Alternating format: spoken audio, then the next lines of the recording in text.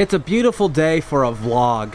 But it wasn't always that way. I tried to film this section out in my car because I think it's more visually interesting and I think it works better. And I said, let's go now. Let's go today. Oh, the sun, you miserable sack of shit. That hard shadow, there's nothing I can really do about it. So, back in the living room. Now, it's October in Iowa, and basically that means it's just rainy and miserable all month before it gets snowy and miserable. Today was no different. It was rainy, it was miserable, but that actually works really well for this kind of thing. Like, the more gross that it looks outside, the better the photos are going to look. That nice, even, overcast lighting, it's wonderful. Jake was watching my most recent video. If you haven't, why the hell not? He got to the part where I stumbled upon the factory that I couldn't get into, and he thought, man, that place looks familiar. And then he realized that him and his dad have definitely explored that place before. So he sent me a message on the good old Facebook, and he's like, hey, if you ever want to go to the this is exactly what he messaged me.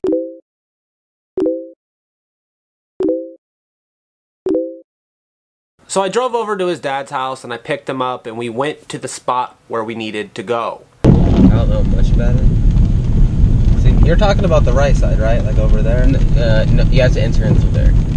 Through back there, trees. So are you talking about we would park over here? Yeah, and there's like a behind. Is there like a trail? Yeah. Fuck it, let's just do it. He did warn me that it was a little bit of a walk. I thought that meant 5-10 minutes max. It ended up being a 2-mile trek just to get there. Actually, this might be a different. Oh, there it is. Back. Don't lean up yet. Get your arm all the way through. Yeah, you're good.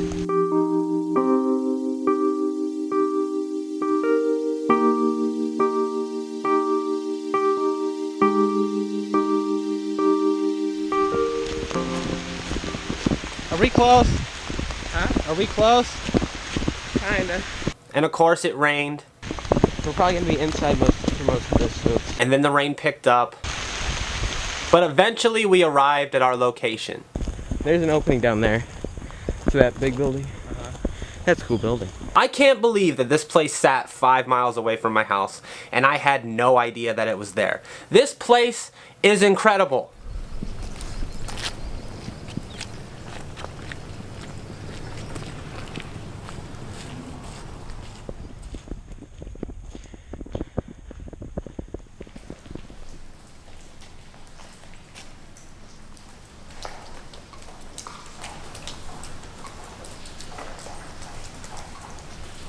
One of them has these yellow slits, presumably where windows once were. And the whole room gives off this halogen-ish vibe. It's all orange and yellow and grimy, and you can see the dust in the air. Well, it's either dust or it's asbestos. One can't be too sure. One room in particular was suspect as hell because the roof was caving in, and that's where the dust was falling from. There's an animal head in here. Is there? Like a skull.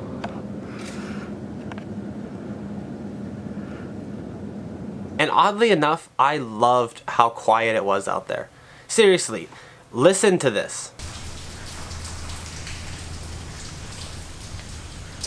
Good find, Jake.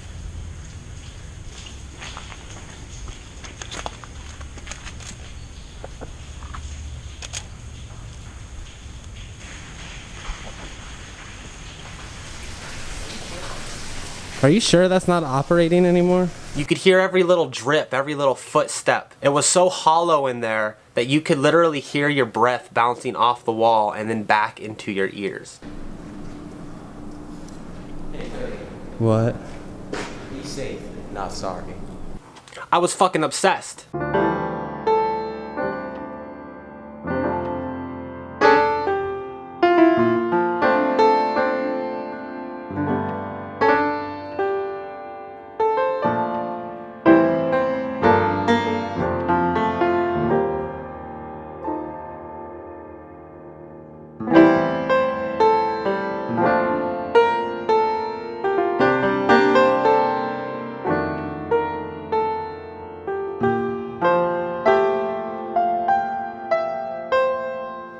The first building that we went into was the first one we saw.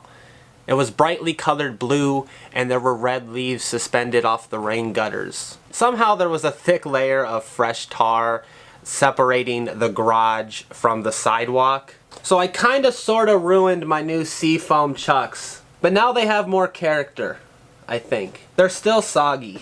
I love getting a chance to hang out with Jake anytime I can. And it's fun to listen to him describe himself because he says he's like a less depressed version of me. He's like me without the mental illness, basically. Cody, ready to head down to the offices? I'm not sure about this one. I don't think this is it. I'm pretty sure my hair is gross looking.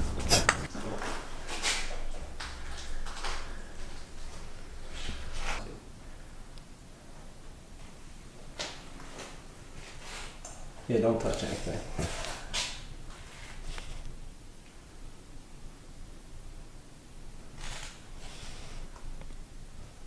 See, Jake, this is the kind of stuff I don't like seeing. This right here is new. Newish, anyway. And it's wonderful because he's a good kid. Which makes me think that there's a good person in there somewhere, underneath all the fucked up bullshit that my head tells me is true. We went into the second warehouse, and this place was just giant and open. And there was a staircase on the right that led you to like a room full of broken electrical units. I don't know what they were used for. Presumably there was probably some big machinery there at some point. The floor certainly made it seem like there was a very large machine there at one point. I did a little bit of research once I got home to figure out what this building was. Because like I said, I do vaguely remember it, and I remember people working there. I remember my dad's friends specifically working there and hating it. I discovered that they were, at least in 1999, the largest producer of electrode paste in North America. Now tell me that's not a niche industry. I don't even know what electrode paste is. But they made it, and they made it in large quantities. In 1929, Midwest Carbide Corporation was formed by National Lead/Shawinigan Products. The first furnace and the paste plant was constructed in 1929. Gulf Oil purchased the company in 1971. Midwest was bought by Wareco in 1983, and in 1987, Airgas was formed by the merger of Wareco and U.S. Airgas. A joint venture with Elcom, a calcium carbide business, occurred later. So basically what I've gathered here is that at one point this place made a whole bunch of different stuff. They made electrode paste, whatever the hell that is. They converted aluminum into something else. They worked with steel and foundries. Basically, if it was metal, it was going on there. I wouldn't be surprised if Black Sabbath played a show there at some point. So we spent a couple hours there and then took the 2-mile walk back. I treated Jake to some wings because we both love chicken wings. And then I took him home. I came home by myself anticipating editing this video when all of a sudden...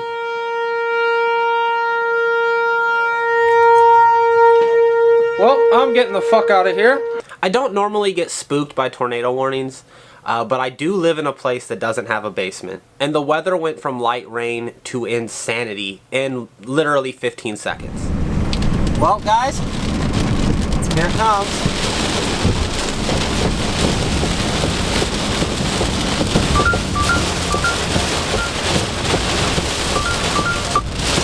Hello. I'm coming to your house.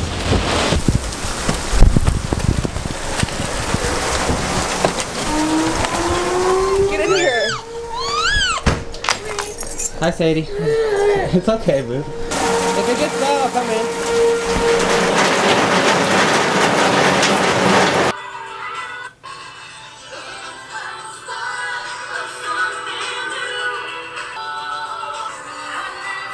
But I'm beginning to think that maybe the reason why this thing is such a pain in the ass is because I've put it through absolute hell. I was doing a time lapse of the clouds coming in because I knew a storm was coming. But then the tornado sirens went off and I kind of lost my shit a little bit. And I was filming it on the roof of my car, kind of like this, pointed straight up at the clouds. Once the sirens started going off, I immediately got in my car and drove away. I thought I'd go to my mom's house because she has a basement. Or I'd go to my sister's house because I knew she was home alone with her kids. Anyway, this thing fell off of my hood. And I realized it once I was at my sister's watching the storm roll through. I just realized that I was doing a time lapse with my GoPro on my car. Who knows where the fuck that thing is now? Fuck! I spent the next 45 minutes wandering around the property here just trying to find it. And eventually I did, sitting in the road, but... Oops. It's been a weird last few days.